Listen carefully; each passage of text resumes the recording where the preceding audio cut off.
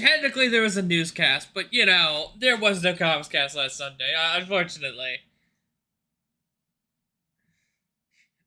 Who knows? See, I was hoping to do that on Saturday and then be like, previously at comics cast, everything is freaking broken. But you know what? Everything's fixed. Everything is fixed. I'm furiously knocking on wood. You hear that? You hear that? I am knocking on wood right now. Okay? I am not taking a chill pill.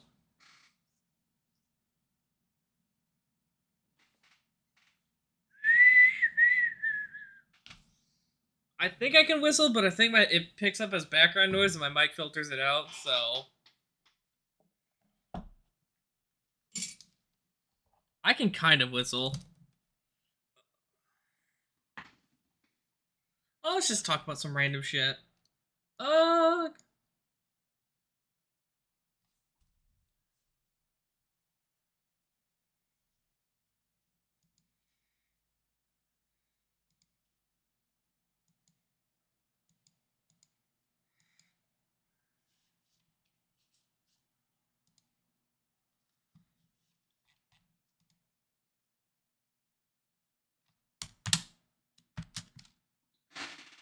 Yeah, I'm about to make a tweet just saying, you know, my hot take is really shouldn't worry about the fucking cast, but that's just me.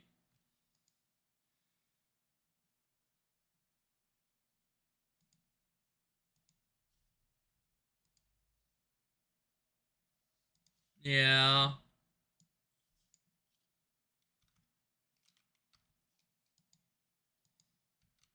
Alright. Yeah, exactly. Like, the casting is great. I get that. That's a very important part of storytelling is you get the right people to play it. But I don't think people care about it in the way that you're supposed to care about it, you know? They're not caring about the right person that can actually play the character the best. They just want characters that represent who these people are. And I feel like it's a really backwards way of handling it. To me, it's who should play it the best, not who should represent the character the best. You know?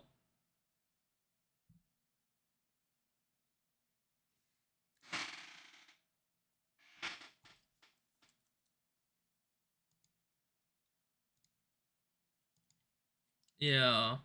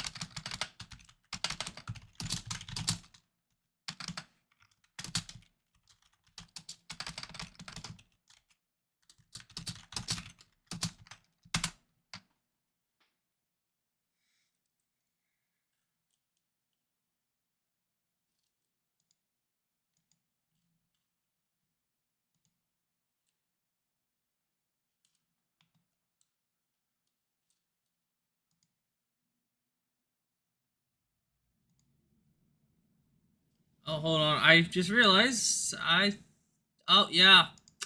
Almost had a problem here. I just caught it. I just What? caught it. LFG, baby. So the first, No like, problem. 5 minutes of audio wasn't caught, but I'm glad I noticed that. Can someone talk? Yes, Okay. sir. There we I go. need to do the intro again.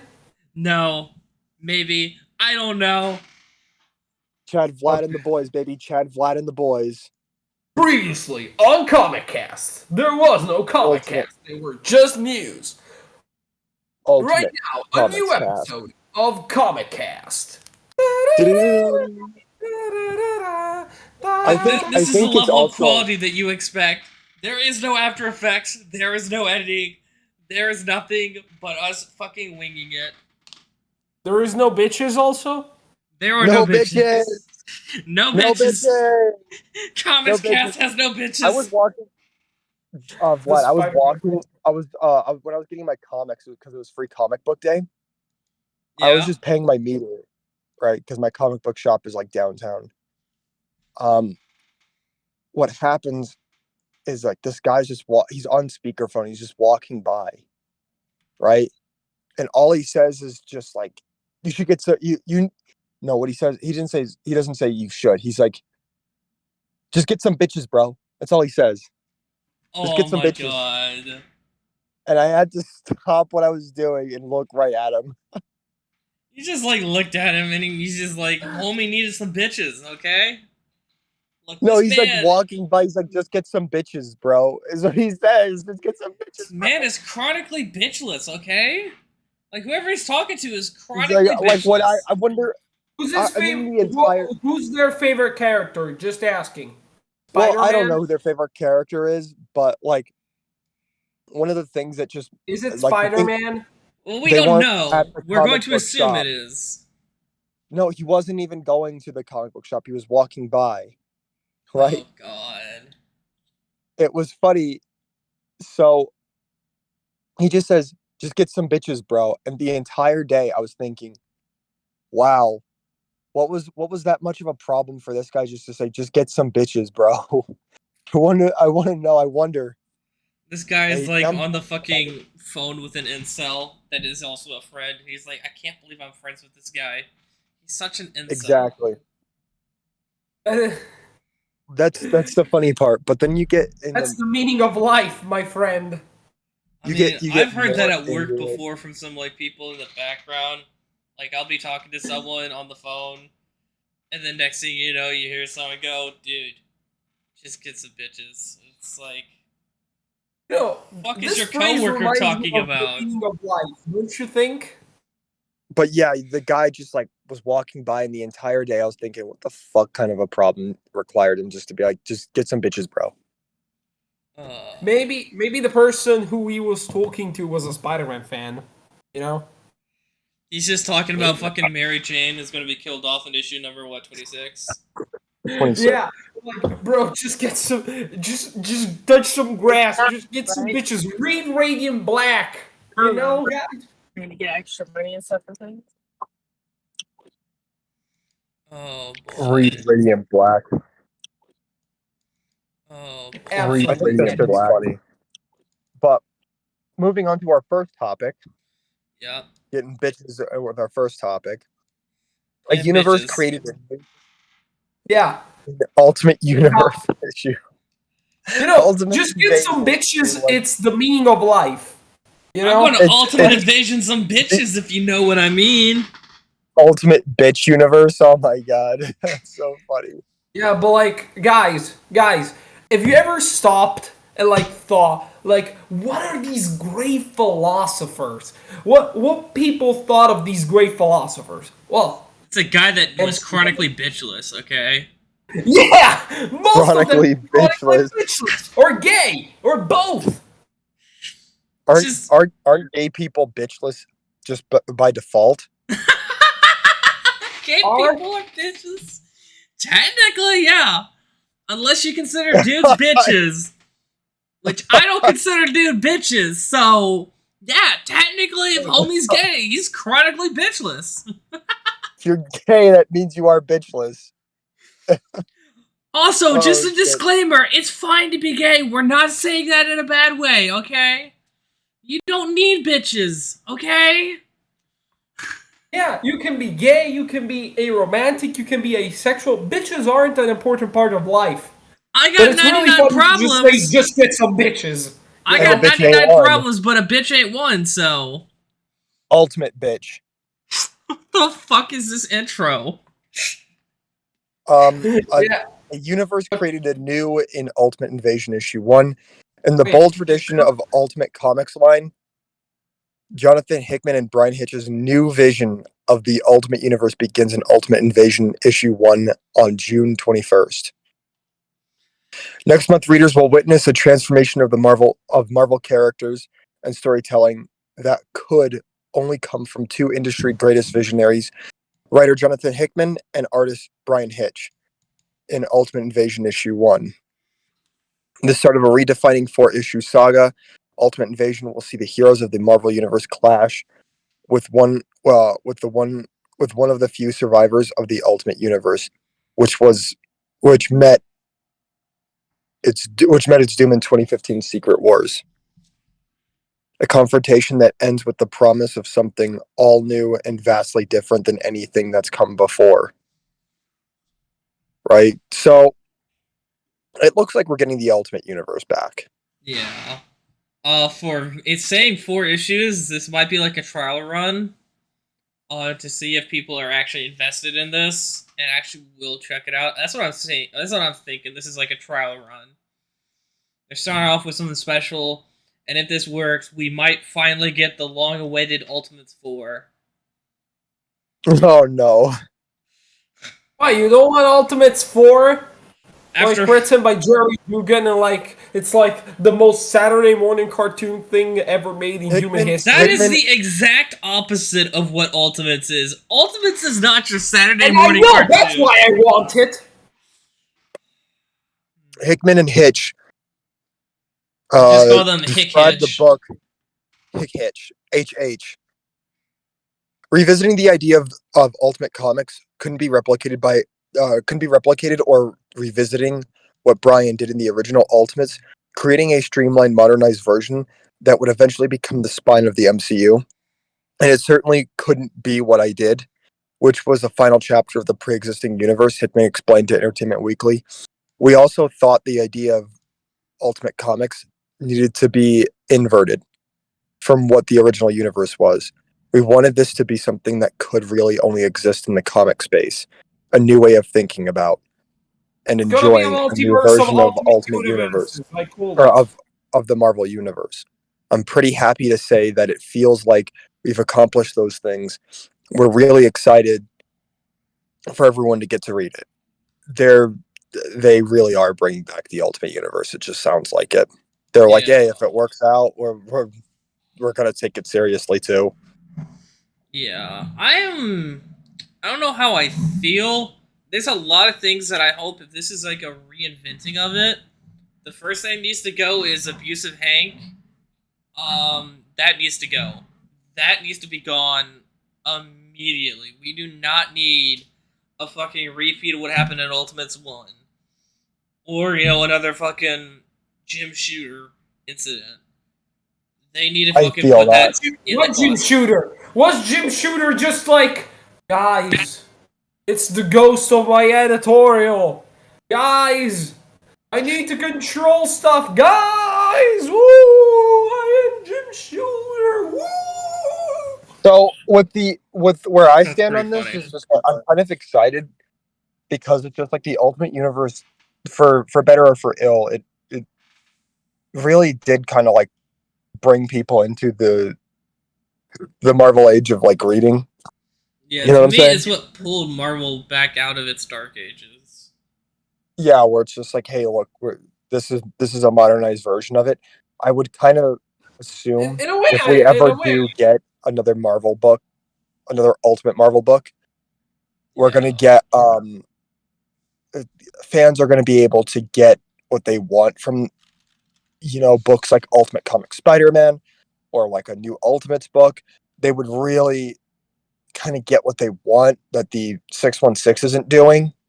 And that's something I think that they were always very good at, where it's just like, Nick Fury's not in charge of S.H.I.E.L.D. in the 616, but he's in charge of S.H.I.E.L.D. in the 1610. You know what I mean? Where it's just like, there's a more traditional Avengers roster in the Ultimate Universe. Yeah. But we're trying something new with the Avengers on the 616. That's what I find is it's the ultimate playground, but it's also stuff that like deals with like traditional Marvel stuff. So I'm hoping that's what they do again, if it comes back. That's why I'm buying my copies of this shit. I'm not playing any games. Yeah, I'm not either.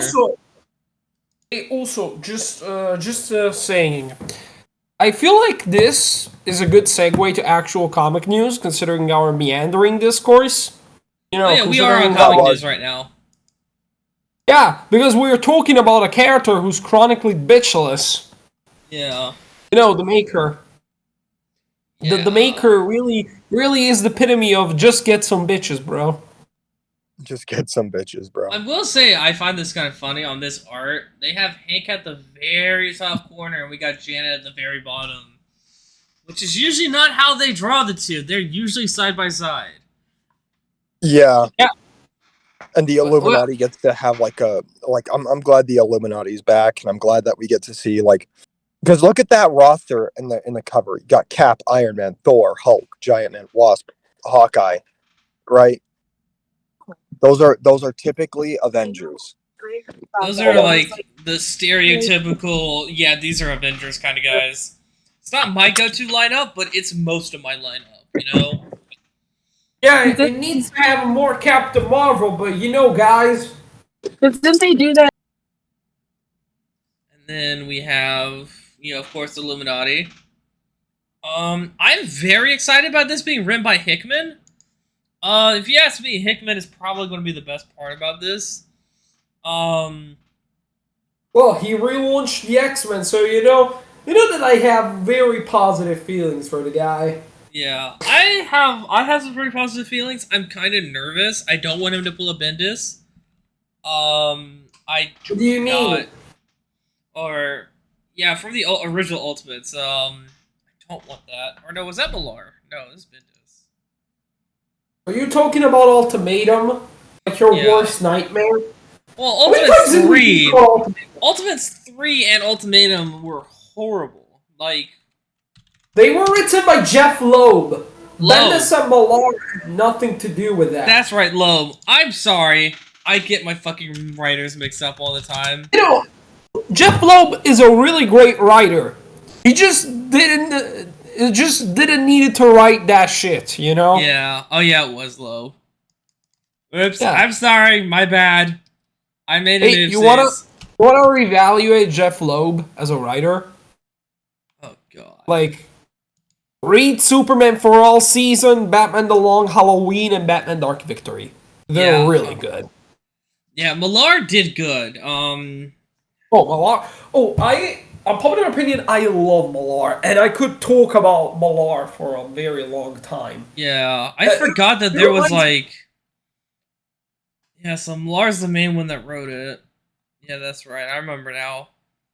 Millar. Yeah, also, honestly, Mark Millar is the most cinematic comic book writer ever, in my opinion. Yeah. Have you ever seen a comic book and think, oh my god, this should be a movie because of the comic paneling that looks like cinematography, or the pacing being basically just based on TV and movies.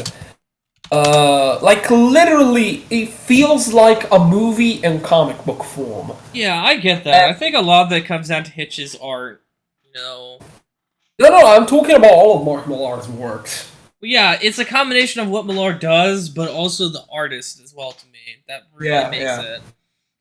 I can kind of see where you're coming from, but to me, it's the artist that really sells the cinematic part. The writer does all the dialogue, does all the writing, makes it set up perfectly. And the artist has to sell it. I remember Old Man Logan. And Ultimate X-Men. Yeah. I think it's also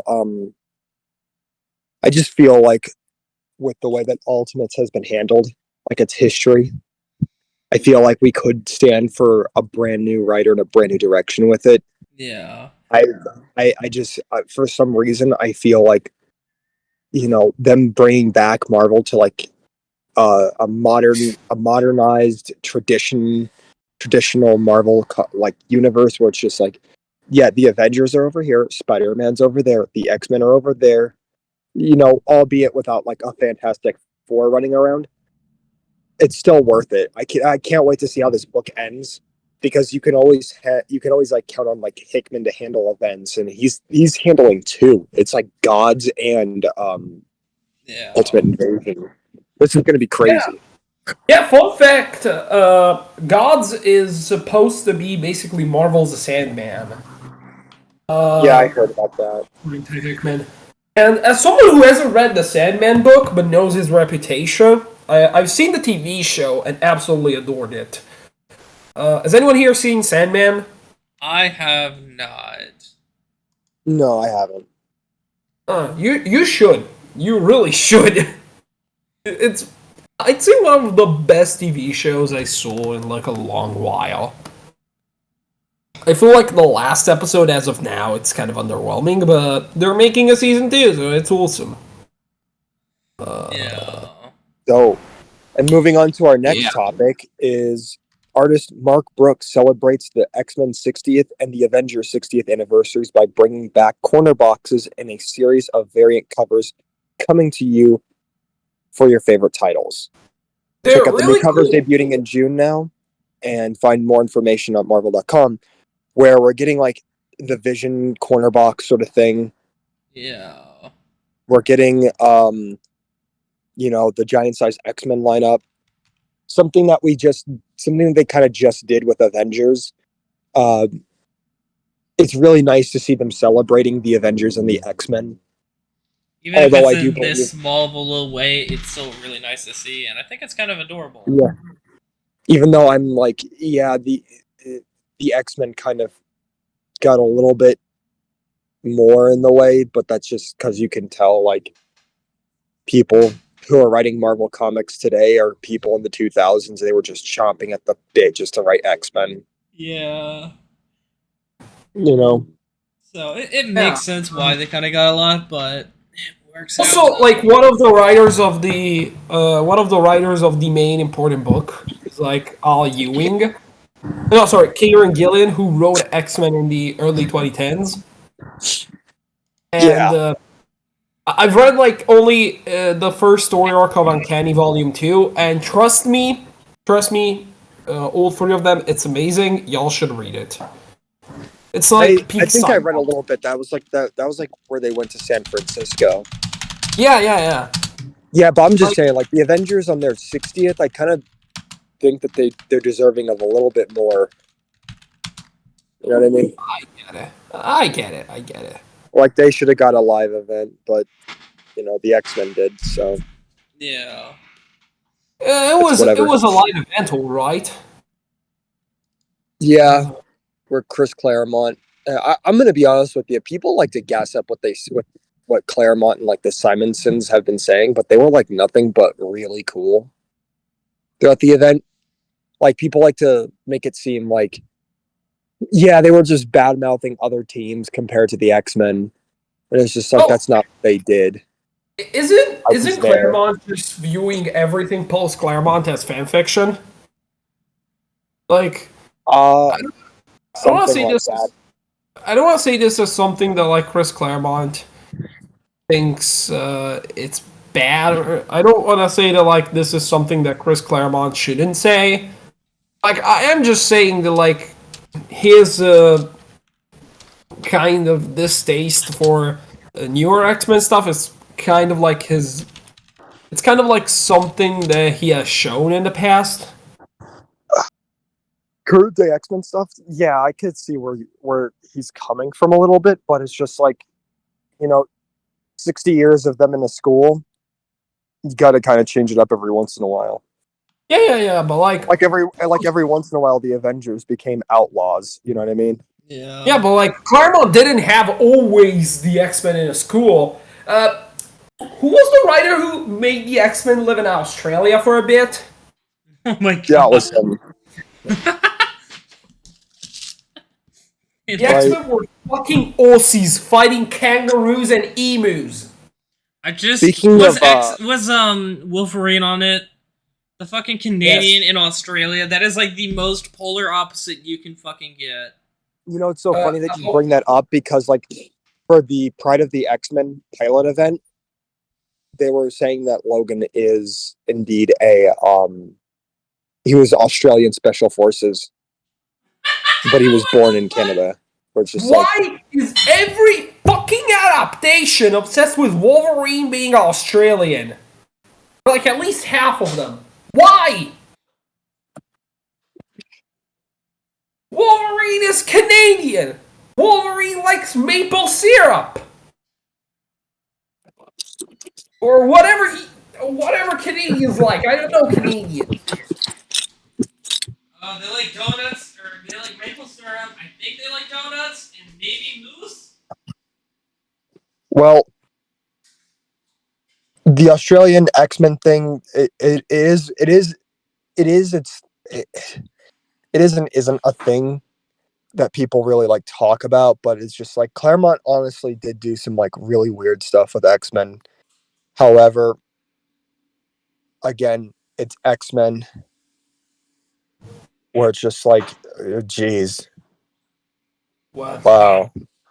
What do you have against X-Men? I don't have anything against the X-Men. It's just that I kind of feel like the Avengers are kind of deserving of more because the Avengers were the ones that brought them out of like a lot of bad shit. Oh yeah, I get it. For better or for ill, like they've been kind of like center stage this entire time. And then it's just like, well, we have our toys back. Go away, Avengers, is how it kind of looks. Oh, I get it. I get Yeah. it. Like, So but speaking of writers, right? The Writers Guild of America have voted unanimously to call a strike effectively Tuesday, May 2nd. This marks the first WGA strike since in 15 years. Yeah. just I A my lot of only word productions are getting. my only word on this is absolutely 100% based. Yeah, that's what I say. It's the union is doing the union's job. They're not being treated fairly. They're not treated the way they're supposed to, and they've got on strike. Yeah, like And seriously. that makes I sense. just hope this results in better working conditions and better payment and better contracts, and that's kind of it. Yeah, because my problem is, like, with all the movies, people push, like, the director, the actors and stuff, higher than the writers. It's like, that's really asshole-ish behavior that you're shafting the people that are actually making the fucking movie. It's like... Yeah, like, someone has an idea. Characters, they push and say... they're like, yeah, okay, this is the idea. The producer's like, this is what we want. This is how it's going to be done. And you give it to the writers, and then it's like... You treat the writers like they're like not that important, even though they're the ones that's making what it does. I'd like to see a producer try to write a movie. I would love to see a producer try. It's dumb. I just want to say, like, to all the people who like undervalue writers in movies, screenplayers, like, guys, do you remember only the cool shots, like cool acting moments, or do you also remember characters? Interactions, plot points. Just asking because those things were created by writers. I mean, I think the problem too is. I think that this is a good thing, just because, like, well, not a good thing. Because it's a bad thing. Because productions are going to be halted, and the things that we were anticipating. Like, to be honest, I can't wait if it means, like, the people working on it. Okay, but that's not the point I was getting at. What I was getting at was that there was going to be productions going to be halted, but I understand why, because the way that they're being paid and, like, the loopholes that people are trying to go to kind of, like, make it be like, well, I don't have to pay you as much now. It is what it is. So when you ask me and I'm trying to, like, I'm in the middle of a thought. Oh, sorry. That I'm going somewhere with it. You know what I mean? Yeah, I get it. Sorry. I'm sorry. Right, I'm disappointed because productions will be halted. Shit, like, like Hassan was talking about it, and he was just like, oh, well, we're shutting down a thing, and it might be Wonder Man, and it's just like the Himbo Prime coming down on a Marvel project. Woo, we look at him go. Right, and it's just like, on one hand, he's right, because it's just like these writers deserve to be appreciated more, and they really do. On the other hand, it's just still like, that's kind of sad. I'm gonna have to wait longer, and I'm gonna have to, like, kind of be comfortable with the idea that Wonder Man may be canceled because of this. In a way, I get it, but also I don't. In a way, I get it, and it's complicated, but like, in a way, I get it's disappointing to see like Wonder Man getting canceled or whatever, but also, well, the fact that it might, you know what I mean? Like it might get canceled. Like, yeah, that's gonna be disappointing. But on the other hand, it's a do or die. It's either like good or it's good and it's bad, right? Yeah. It's a double-edged sword with what's going on now, right? It's like there's a good side of it, but there's also the bad side of it, right? Yeah. Exactly. Speaking of the bad side of things, let's talk about Ta-Nehisi Coates' Superman that's still in development. Oh yeah, hold on. Let me switch windows. I'm sorry. I'm trying to cook lunch while I'm also talking about. I am weird take, but I am interested in this movie.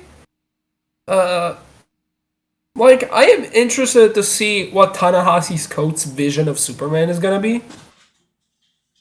Just from a writing standpoint, and that's my take on the movie. Apparently, this is a quote. James Gunn says Ta-Nehisi Coates' Superman movie could absolutely happen. I haven't read the script, and if the timing is right, that could absolutely happen. It would be an Elseworlds tale like Joker. So, if it does happen, and if it is still on the table, personally, I don't really care about this. I feel like the Superman that we're getting from Gunn will be enough. The Ta-Nehisi Coates Superman movie is apparently about a black Clark Kent from the 1920s or something like that, or the 1930s or whatever. Personally, they have confirmed the plot. They've confirmed the plot. I didn't know that. oh no, they confirmed. Well, no, this was like a rumor that was like a tidbit. Like Warner Brothers actually got Coates to do this Black Clark Kent sort of thing. Well, actually, that's not the rumor. That's true. As far as we know, like the Black Clark Kent thing, that's true, and it's supposed to be a Black Clark Kent from like the 1930s. So you already know what they were trying to get at. You already know what they were going to try and get at with that. Yeah. Right. So it's just like, oh, okay, well, I get it, but I don't know if I need it, but I'll check it out. You know what I mean? Yeah, I don't have hopes for this. No. Yeah. I mean, it may be good, but I don't know how I feel. I really don't. Yeah. I feel like most likely this movie is gonna be like kind of a very personal reinterpretation of Superman. Like I imagine this is kind of gonna be like how can I explain this? A very interesting reinterpretation of like classic Golden Age Superman. Mostly looking at it from the perspective of you have Ta-Nehisi Coates as a writer, who's a very political writer, and you have the subject of Superman in the 1920s, 30s, which was basically the champion of the oppressed. But I want to see what Ta-Nehisi Coates has been cooking in terms of a Superman movie. But like I won't be expressing on much if it's gonna be good or bad until I see a trailer. Yeah. Coates' Captain America is also weird, but like it's not an indicator of like how his Superman's going to turn out because you know how he does certain things. So I'm if it does happen and we do get to see a trailer and he does say it's Elseworlds, it's gonna be clear this isn't a part of the DCU, you know. Yeah, exactly. For now, controversial take, but No, that's not a controversial thing. I feel like Gunn's Superman and this one, I'd much rather watch Gunn. To me, either of them has kind of a similar chance of being good movies. Yeah, because we haven't seen anything from those. Yeah, we haven't seen anything at all yet. Yeah, so I guess I'll wait up for a trailer. So, speaking of waiting for a trailer, Marvel Stormbreakers assemble for the Avengers 60th anniversary with epic new variant covers. Epic Fortnite LOL XD. We have Groot number 2, X-Men Before the Fall of Mutant First Strike issue 1, Black Panther issue 1. Oh my god, Incredible is that Hulk the artist issue for Legion of X? For which one? The Incredible Hulk one. One with Monica Rambeau. Jen Bazzaluda. Yeah. Venom issue 21, Amazing Spider-Man issue 28, Storm issue 2, X-Men Before the Fall, Heralds of Apocalypse issue 1. We got some nice looks here.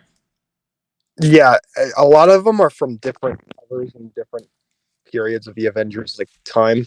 I noticed that the first one, drawn by Martin Kokolo, is a take on Avengers issue 11. Yep. I gotta get this one because it's got Janet on it. Yeah. And then they have another one with Lucas Warnick. Oh my god. Cap's Kooky Quartet. Guys, have you you know that Lucas is one of my favorite artists working right now? Oh, Lucas. He's Sorry. really good. Wernick. Yeah, he looks like he's a pretty good artist. Yeah.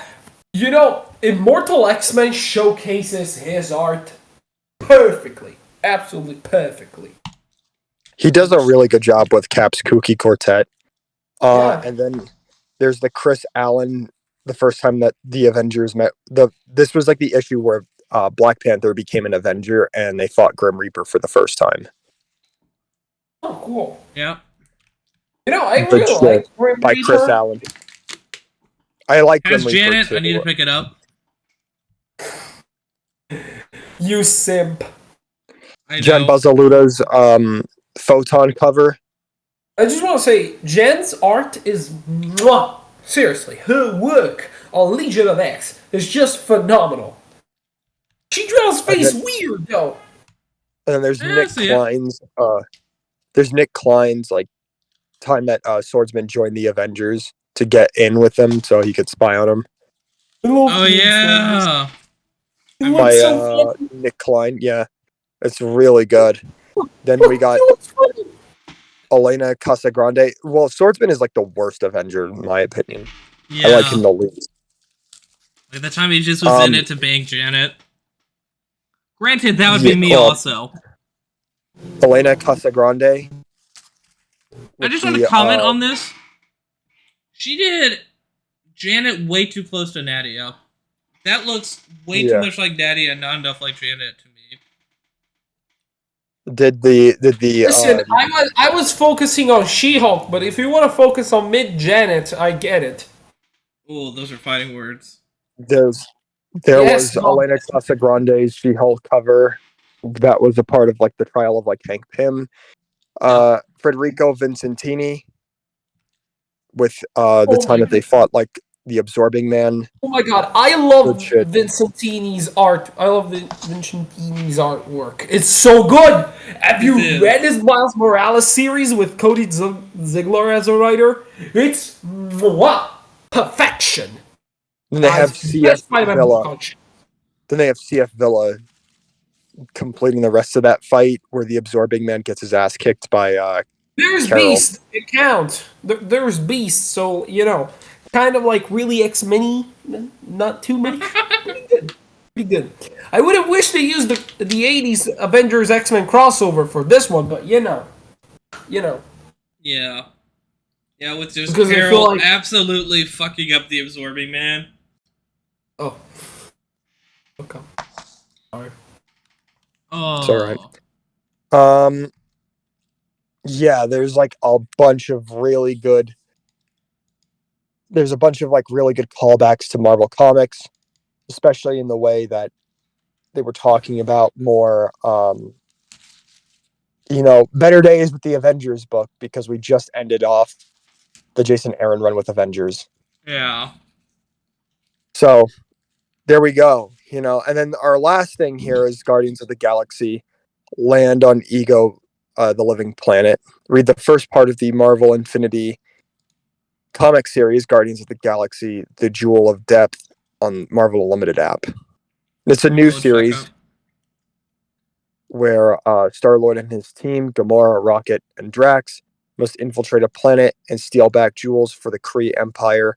The only catch, the place where they must pull off the heist, is Ego, the living planet. They have to steal from Ego. Yeah. This is actually kind of cool, and I can see why. This is pretty synergistic and synergistic. Well, whatever. The synergy is real, right? I'm actually kind of excited. There's a lot of synergy here, but it'll look interesting. Yeah, this looks neat so far. Yeah, not much to say about Guardians of the Galaxy, but with that being said, that's like all of our topics. And since we're on the topic of Infinity Comics, we might as well segue into the Love Unlimited, just to talk about that a little bit here. Ooh, oh, Love Unlimited. Gwenpool confirmed Arrow Ace. Yes. They confirmed that. So in the Love Unlimited series recently, Gwenpool has been confirmed as aromantic asexual. For those who don't know, basically, a aromantic asexual person doesn't have neither little to no romantic feelings and little to no sexual feelings towards anyone. Yeah. And also, people can be just aromantic or just asexual, because asexuality and being aromantic is a spectrum. That's really complicated to explain in a comic book podcast. Yeah, there's like a lot of stuff behind it, but it makes sense as from a Gwenpool comic. Gwenpool has always kind of, to me, been that one character that Marvel really likes to push for stuff like this, because it makes sense with her breaking the fourth wall, constantly like knowing what's going to happen. Like it's how she acts as a character that kind of goes, yeah, that makes sense for her to be like this. And the story is really fun. Seeing her try to deal with that. To be honest, I've only seen bits of it, and it was really cute, seeing Gwenpool and Julie Power. Kind of. Personally, I followed like the discourse about this in kind of real time. And like at first, I thought they were gonna reveal, Gwenpool is a lesbian because she never had feelings for guys, or she never had true attraction for guys, or whatever. Yeah, that's what they show in the beginning of the comic. Is exactly and then they like revealed, she's not into anyone actually. Oh, cool. And like, it's really interesting to see aromantic asexual representation in media. What is like? To be honest, I feel like this is really, really interesting to see, and I am glad for all aromantic and asexual people to have more representation in the world of comic books. Yeah, especially from a character that Marvel really likes to push. Yeah, it's interesting to see it. My problem though is that there's some people that are like taking that panel way out of context already. I've already seen panel? The one where she's in a support group. Have you not read that far? Where she goes to like a group for like people that are like LGBTQ, for them to talk about their problems like in society that doesn't support them. And so she's talking about her, she meets someone there, and the guy says, "Hi, I'm Rory, I'm Gray Ace," and she's like, "I'm Gwen, I'm Arrow Ace." And people take that out of context as if she's saying this to a normal person on the fucking street. And going, "Oh, that's exactly how Look at Marvel. They're retarded because they don't know how to write people talking properly. This isn't how people write. Yeah, just want to say this. Like, first off, go read the comic book and have actual context about things. Second, Exactly. you can't talk about how Marvel dialogue sounds weird after Stan Lee and Brian Michael Bendis worked there. Also Chris Claremont. Yeah. Like, anchor music. I Like, mean, all of Claremont these had guys it- have weird dialogue in some way, but like, no, those guys are legends. Those guys are like the classics, the goats. Like, Yeah. I love those guys, but like, seriously, It's like they're willing to brush aside Kitty Pryde saying the N-bomb in front of like black people, and yet the minute that Gwenpool is in like a fucking support group, it's like that's not how people talk. Look at Marvel; they're a bunch of LGBT like retards here. I can't take this. It's so dumb. yeah, like you can't sit through like a decade of Bendis speak on Ultimate Spider-Man and then complain that like a character doesn't talk like a regular person. Like, seriously. And not even reading the book either. Like, at least they read the other book, you know, the fucking Bendis shit or the Claremont shit. But they don't read the new shit, and they just take panels out of context. And it's like, that's not how you read a fucking comic book. You don't just go around looking for This shit that reminds me supports of your the opinion. Spider-Man discourse. This reminds me of the Spider-Man discourse because people just wanting to complain ad nauseum. Like, people Yeah. just wanting to complain indefinitely. Like, oh my god, new stuff is woke, old stuff isn't. Guys, like, literally, I 100% believe that these people don't consider shit like Claremont's X-Men woke just because they have grown up with it. Like, seriously. Yeah. Like, the people who complain, oh, woke could be whatever. Like, you're not like talking about how good storytelling is. You're just weirded out by the existence of people who act different than you. Yeah. Well, does... What's your do thoughts, do you have any MCU-Man? input on this, though, Alex? The input that I have is that I haven't been reading the book. I get where you guys are coming from, though. Yeah. You know, like I understand with the context that it's given, like, because that's like a very Twitter-like thing to do. It's just like, I'm going to show you a scene with no context, and then like, you know, make a very poorly constructed joke out of it. Yeah. This is basically the new Spider-Man book thing all over again. Like, I don't even want to defend like the current Spider-Man stuff, but really, guys, you should stop reading things out of context and actually picking up books. That happens a lot, especially with Marvel and DC comics. It's the thing. It's people do that, and they kind of do it on purpose. But believe it or not, it does make people want to go back and read the book, even though those are the people that are actually curious about, like, hey, what happened in this scene? You know, like, for example, there's a scene where like Hank Pym is talking about how he's building shelters in the memory of his dead wife at the time. Yeah. Right. That's something that makes me want to go and look for it. Or that time that Hank Pym actually said that he understands time travel because he actually got to, you know, peek inside of Kang's mind and stuff like that. That's cool. I want to look now. Yeah. But when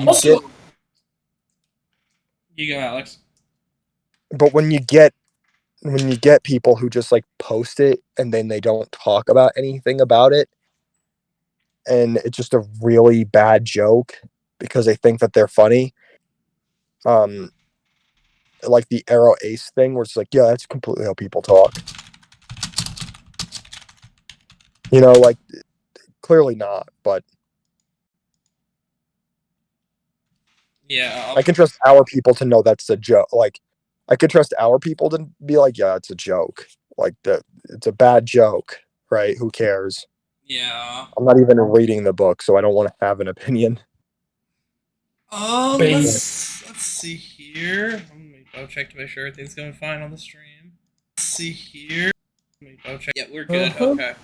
I'm just super fucking paranoid because holy shit, we're 50 minutes in. Yeah, absolutely epic so- poggers. We stopped our podcast because we didn't record anything moment. Yeah, exactly. I want to talk about the No, Wasp because- because, like, I cannot contain this. Oh my god, it was. I think Xavier, have you read it? Yes! Yes, Good. actually. I want the mystery book with Janet and Nadia basically being Sherlock and Watson. Yes, or Sherlock and Yeah, Waspson. Sorry, I'll go kill myself now after that one. Yeah. Just have. Do you want us to spoil things here, MCU-Man, or not? You can. Okay, this is a pretty big spoiler. Whirlwind's dead. Dum dum dum! So, someone fucking murdered Whirlwind, and Janice just, like, at the end of the book, she's like, fuck, I gotta avenge my rapey stalker now. I gotta avenge my rapey stalker. That's what an Avenger does! And it's just like, Dum dum dum! they're setting up for another book that hopefully will be just Janet. Hopefully it's just Janet, but if Nadia tags along, I'll be okay with it, because I love Nadia. I think she's adorable. Whenever she shows up, it's just like, yeah, this is a fun character. Her little sciencey bits where she's like talking like she's basically Hank Pym, but really autistic, and I love it. It's just, I'm really looking forward to seeing what they do with Janet. Ensemble Wasp 4 ended really well.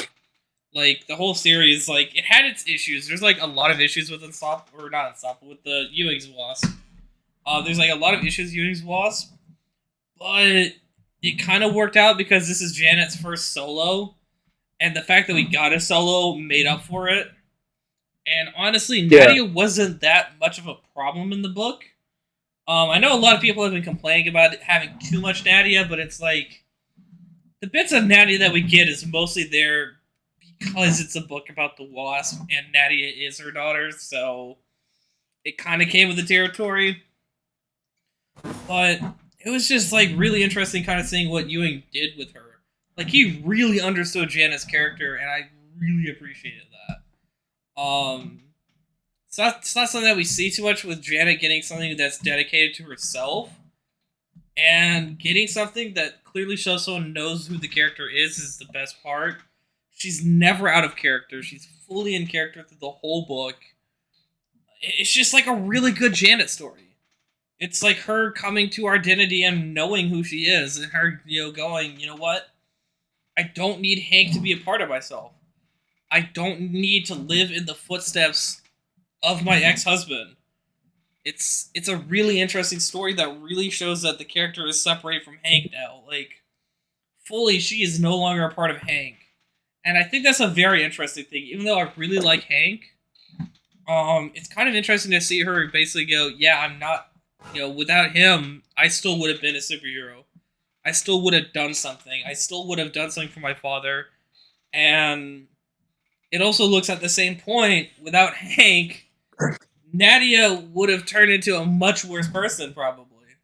Without that person in her life to look up to actually get her to get out of the Red Room, Nadia would have probably become the Black Widow. So it's like, it's really fun and interesting to kind of see how he looks at these scenarios. And Jarvis is like a homeless man at one point, and he's just kind of like angry at everyone, but he's like, I've been to therapy, I know what to do, I'm being mind controlled, it's perfectly fine. And I just love that juxtaposition with just Jarvis being like, I've been through this before. Like, what the fuck are you talking about, Jarvis? But he's just like, yeah, I'm being mind manipulated, I know what's going on. It's like, how do you know this, Jarvis? Yeah, it's just a really good book. I highly recommend it. Solid stuff. Yeah, when the trade paperback comes out, Small Worlds, pick it up. Like, you have to pick it up. If you don't pick it up, you're gonna leave a like when this goes on YouTube. Okay? That's the rule. If you're not gonna pick it up, you better leave a fucking like on the video. That's the rules. And subscribe too. Right on. subscribe to the channel if you don't pick up the trade paperback.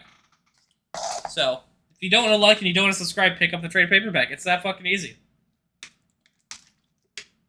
Anyways. Sorry about the spoilers there for the ending. I just had to because it's like I cannot believe that they did that. And they're setting up a possible sequel series, which will be fun. Yeah. I have also read War Across Time #5, and I think you have too, MCU-Man. I have. Yeah. I think the book was kind of like end. Yeah, to me it was just I think it's the weakest part of War Across Time. Yeah. The rest had like something going for it, you know, like I can identify a moment from each of the different ones that made me go, this was the moment for this book, you know. And then you look at #5 and it's like, I guess the moment was seeing future Avengers, but that's not seeing what our Avengers are doing, you know? The other ones you can point out things that the Avengers did. Here it's and you can tell Marvel's going out of their way to be like, what? Bendis had an Avengers run? Yeah. Blows my mind. I didn't see that one coming. Why are we gonna talk about Bendis? Yeah. And it's just like, Who's Bendis? Is he an enemy? That's how they treat they treat like, and then when you have to look for it, but Spider-Man is in the book. Yeah. Right. You have to look for it. He's specifically in the Thanos scene. Yep. But you only get his hand. Right? And it's just only like, his hand. what the? Only his hand. And it's just like, dude, really? And then they put the font over where Spider-Man is on the cover. Where it's just like, wow. I do like that, though. Wow. Spider-Man deserves it. He's too popular. He needs to get shafted more. So, but he's in the book anyway. Like, Peter and Spider-Man are in the book. Yeah. You know? I'm even willing to go out of my way to say, like, the action in this book was pretty solid from issues 1 to 4. Issue 5 just kind of, like, happens, and then Kang's like, oh, yeah, and by the way, fuck off. Back to the time portal. Like, the time platform's used again, and then Kang's just like, bye, I'll see you guys again later. And then, like, the book is just like, this is what years of continuity has in store for you Avengers. And it's just like everything that they've been known for, like Ultron, another bump in with Kang, everybody gets to assemble, you know, like they fight Thanos, you know, Yellow Jacket gets brought up, but it does the thing where it's like Yellow Jacket could be in a room without slapping Janet, which is really good. That would piss me off. Well, that's because, you know, Paul Levitz has taste. You know? Yeah, I know he has taste, and I know if it's like any other writer, it would just be a moment where like Janet just sees like fucking Yellow Jacket pimp slapper, and she's like, "Who the fuck is that bitch slapping me?" And Hank is like, "Jan, let's not talk about it, Jan. I need to tell you something, Jan. Jan, I need to let you know, that's me." I mean, like there's certain writers that can handle it. Busiek handles it well when he brings it up. Like he actually talks about the situation. Yeah. Right? Chuck Austin doesn't really talk about it. He just is like, you're the bad guy for doing that thing, Hank. And then everybody else, like Levitz, though, he just has him in a room. Yeah, he's just in a room. It's just like, look, there he is. And it's just like, and then like, Hank is just like, is that me right next to Thor? And it's just like, it's clearly not. Right? Yeah. He's thinking, he's like, oh shit, that's Scott. You know what I mean? It's a really good thing that we get to see, like, the Avengers is going through time. But the thing is that, like, the book kind of alludes to there being like a potential sequel to this. Yeah. Given the way that it ended, I'm interested, but I'm very weirded out by what this book just did. Where it's just like everything was cool until the ending, where it's just like they're like, yeah, we're gonna take the fight to Kang. They take the fight to Kang. They break his stuff. Kang's like, all right, see you later. Kang absolutely does some Chad ass behavior. That was pretty Chad, yeah. Yeah, he's Just like, smell fights you the later, Avengers. losers. He refuses to elaborate. Goes on with his day. Fucking based. We need Exactly. more guys to do that. Yeah, they just like This is break his organized they like break his tools and shit, and he's like really, really about it. You know what I mean? It gets really cool. Kang has some good dialogue throughout the book. The middle of the book, the Avengers are just fighting Sindri. Yeah. Right? Who? There's this dwarf. He's like king of the dwarves, and Thor fights him. Well, the Avengers fight him and the Lava Men. Are they Fight living in issue a 4. cave where they fight like a giant dragon? No, what they're doing is that they're under New York City. Right. Okay, but is there a giant dragon? No. But it has Captain America surfing on lava on his shield. Who the fuck cares about Captain America surfing on lava? I want my giant dragon. You get your giant dragon when you get your fucking giant dragon. The giant dragon is not a thing in the book. What you do get is like Sindri fucking challenging the Avengers, and the Avengers, like Captain America outfoxing a dwarf from Nidavellir, which is kind of funny. Yeah. Peter shows up in the book. A lot of Peter's supporting cast shows up in the book. Like Betty shows up in the first issue. Betty and Aunt May show up in the first issue, and then Peter shows up in like the second or third issue, and then that's it. That's all you get. It's kind of funny. Yeah, I like how Peter is not a focus point. This is like, oh, I just love it. It's just like Peter's shafted so hard in this book. It's like they make it. It's like, oh, there was Spider-Man at the beginning. Oh, there's his characters. Oh, he's gonna show up, and you keep going into it. You're like, okay, here's the time sequence. You know, all these Avengers. That's Peter Parker's hand. Where the fuck is Peter? They didn't even bring up Miles. Yeah, it's kind of funny. And this is why this book's a little disappointing, because it's the ending, and it kind of teases to something bigger later on. Yeah. But I'm a little confused, because the book just like flat out ends. I don't know if that was Marvel or Levitt right on this one. But I was impressed with the first 4 issues. The 5th one has a really pretty cover. It's just that, yeah, you know, it just kind of ends, and you're a little floored by it. You're a little taken by surprise by it. The final book that I've read is Hellcat #2, and it was interesting. I don't have much to say because they're still setting up everything in this murder mystery plot.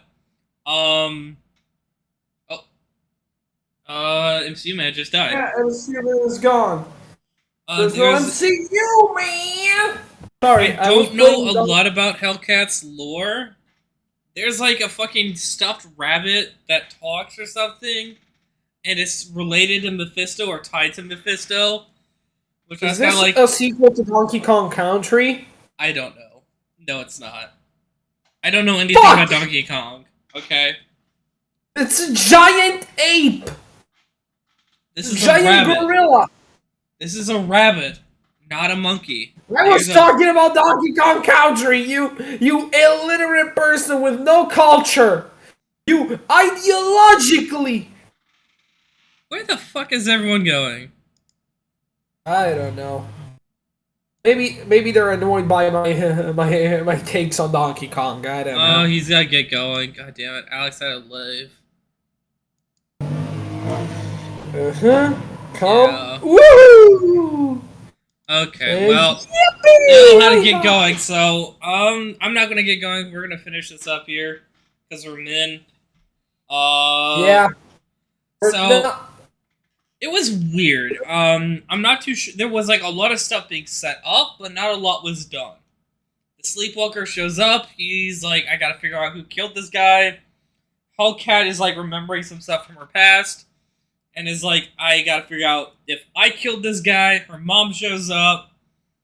Her mom is a ghost, by the way. Like, this book is unapologetically weird, and I appreciate it. Yeah, that reminds me of my life. Yeah, exactly. It reminds me of my life, too.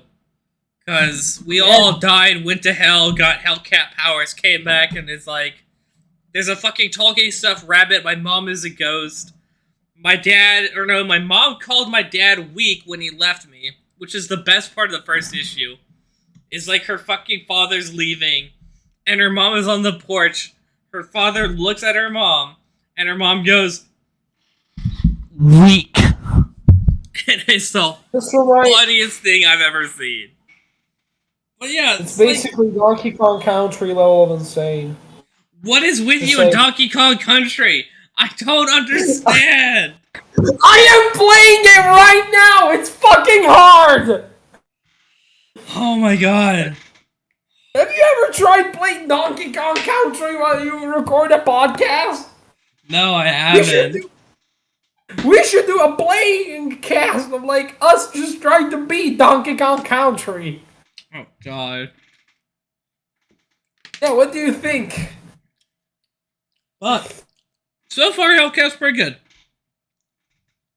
No, it's not groundbreaking. I mean, I'm gonna give it like a 7 out of 10 right now. But 7 out of 10 reminds me of life. Life is a 7 out of 10, and it tastes like chicken. Well, my life is a fucking 5 out of 10, and it does not taste like chicken. It tastes like shit. So, I think it tastes like crab. It tastes like crab or crap. So what have you been reading? I've been reading like a ton of books recently. Let's get 3 of your favorites that you've read. Let's get 3 of your favorites. I've recently done a reread of the first 24 issues of The Walking Dead. It's absolutely amazing. It's outstanding how much character work it has. Like, how much it feels like a story about people living through, like, basically an apocalypse and how society reforms in said apocalypse. Oh my god, it's so good. Just everything about this is masterful. This is high literature in my opinion. Yeah, I've heard it's good. What are the highlights so far? What's the highlight? The highlights so far. Oh yeah. I'd say like the first 6 issues, who were drawn by a different artist than the rest of the series, drawn by Tony Moore, and the rest of the series is drawn by Charlie Allard. They're really good. Like, the art is like so expressive, and I actually quite liked it. I actually quite liked how it made the book feel. It's like really, really good. Yeah, is the book in color or is it black and white? Black and white because Robert Kirkman is a Romero fanboy. Oh, that makes sense then. Yeah, that's actually really cool that it's black and white. That really kind of goes to the duality of how morality works back in the, like, you know, like a zombie apocalypse. Where it's like... Yeah. Oh, that's really cool. That's really symbolic. I like that. Yeah. What else? Also, it made me check out Night of the Living Dead. Like, this comic book made me check out Night of the Living Dead. Yeah, that's on my list. I need to check out Living Dead. It's honestly one of my favorite movies, just because of how incredibly. Yeah, the one from the '60s in black and white. Not seen the other ones. You know, George Romero makes an appearance in Call of Duty Black Ops 1. Based. George Romero is the GOAT. Yep. George Romero created the coolest fucking genre of horror.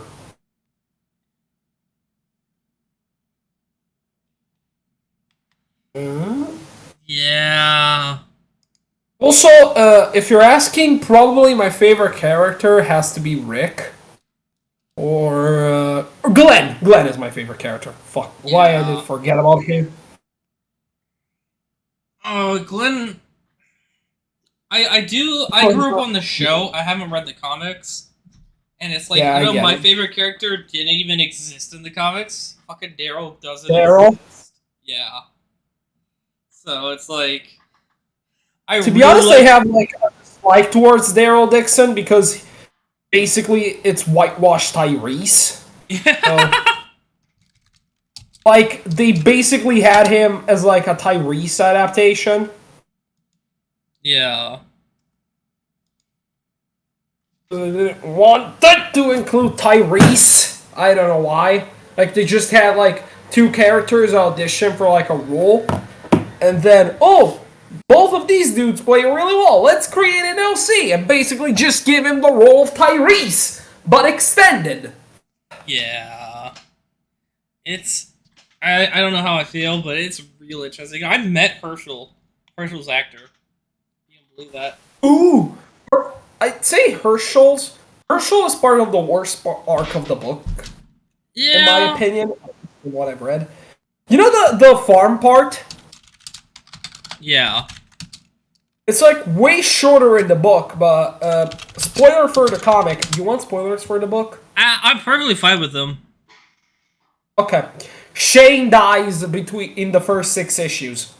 He dies before they even reach the farm. Oh, wow. That's interesting. Yeah. Yeah. Scott Wilson. I have a signed picture of Scott Wilson. Oh. Because he would come into a pharmacy that my mom worked at, and one day for my birthday, my mom was like, "Can you get my son a signed photo?" And he got me a signed photo. Based. So. Oh, what else do you have to say about it? About The Walking Dead, I was just gonna talk about Herschel and how I feel like the prison storyline elevated his character from like, oh, I'm a Christian and I'm Christian and I'm an asshole, to an actually pretty cool dude. Yeah. Also, the prison arc to me, you know, the first 24 issues of The Walking Dead to me stand really well on their own. Like, to me, it's just the story of a man becoming less idealistic as time goes on. I'm like, man, it's so good. Yeah. Also, for all X-Men fans who are watching this, I'd say Tyrese and Rick have a very Cyclops and Wolverine dynamic. That is interesting. Like, yeah.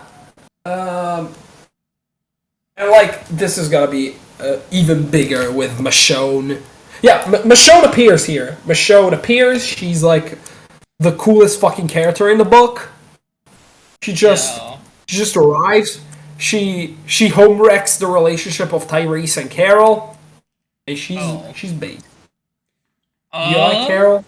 Yeah, I like Carol. I like her. She's pretty cool. What else have you read? All-Star Superman. Yeah, I've read All-Star Superman and Superman for All Seasons. Yeah, how was it? Both amazing. I much prefer All-Star, I'd say. It still stands to me as one of my favorite comic books of all time. It's beautiful, it's imaginative. Frank Whiteley's art perfectly complements Morrison's writing, and my god. I don't think there'll ever be a Superman book as good as All-Star. Yeah. If you wanna, Yeah, if you wanna know why I am excited for Gunn's Superman, read All-Star. Yeah, that does sound interesting. I might read some Superman stuff before Guns, but Yeah. and what is the third book that you've been reading that you've been really into? I guess I can talk about other books, but like, I've been starting to reread Radiant Black today. What's that? And it's a independent superhero book about this struggling writer and his friend. The writer gets superpowers from a alien armor, and it's pretty fun. You know, I'd say I remember how the first issue is. I remember how the main character, it's like the most generic protagonist ever. He's like, I'm broke. I don't have any money. You know, when Marshall, the friend, takes over for a bit, the book becomes way more interesting. Huh. Yeah. That is interesting. Oh, I see. I found it. It's on Image Comics. Okay. Yeah. That is actually kind of cool. Okay. Yeah. That does Also, look kinda I've been reading X-Men Asgardian Wars, but I haven't finished yet. So I might as well talk about how I feel like the current status quo of the X-Men is super interesting. Seriously, Fall of X is so cool, and I feel honestly, Uncanny Spider-Man is my most anticipated Marvel book. Yeah. I am a huge Nightcrawler fan, and I feel like Cy Spurrier usually writes really well. I'd honestly say both X Club and Way of X are some of my all-time favorite X-Men books. Right. And yeah, they're incredible. Absolutely, y'all should read it. Yeah. Let's see. Well, it looks like we're gonna be ending it here soon, so I'm gonna switch to the ending screen.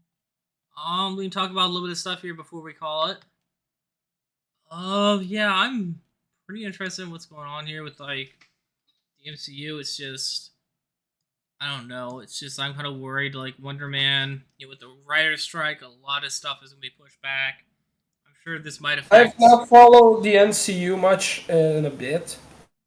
Yeah, I haven't watched. There's like a lot of movies I need to watch, and it's like I have not gone around to it because of social anxiety disorder. There's a lot of movies that it's like I need to watch Quantumania. I need to watch Guardians 3. I have to watch this. I have to watch that. It's like, oh yeah, I have anxiety, and that's not going to happen.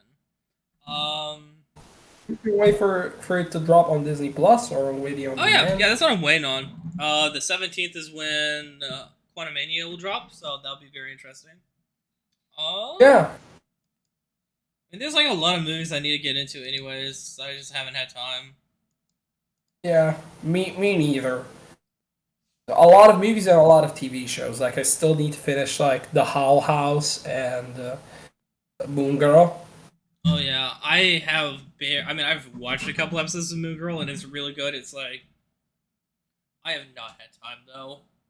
I have seen a couple episodes of Owl House, like one or two, like the first two episodes, and it's pretty good. I like it so far, but I just haven't had time to finish it. In actuality, I started it just because my a person that is really important in my life like really liked it, so I just said yeah, whatever. My sister kept harassing me, and then I said fine, I'll watch it. To be honest, it was just like to me it was like, oh, this person I really care about likes this. Yeah, I guess I could watch it just to have something more to talk to them. Yeah. Whatever. It's actually pretty good. Also, Alex Hirsch plays like a really annoying character who's my profile picture. Yeah. I think that's everything though for today. Kind of sucks. I was hoping that MCU-Man and Rocket could give their stories, but they had to go, which really sucks. But hopefully they'll be here next time. That was really fun though. I'm glad that we got to talk about the stuff. And next time on Comics Cast, I have no idea what we're doing. I would have to... We'll probably cover Asgardian Wars. Maybe. Who knows? And the Uncanny Avengers, guys! I thought we already talked about that in the gaming stream. We talked about the current one, not the old one. Oh, we gotta talk about the old one. We'll talk about the old one next time. The classic. We'll talk. The Uncanny Guys. The Uncanny Avengers. I dream about them. They're in my dreams. You might need to see a doctor. Just because of Vlad's incompetence of actually not addressing the topic. Hey now. Just because I run this shit doesn't mean I'm at fault. I might be driving and this my bus. incompetence, and MCU-Man's incompetence, and Rocket's incompetence. Alright, well, I will be seeing y'all guys in the next stream next Sunday. Alright, see y'all. Have a good Sunday, and talk about the Uncanny Avengers. Yep, read it. Alright, bye. Uncanny Avengers!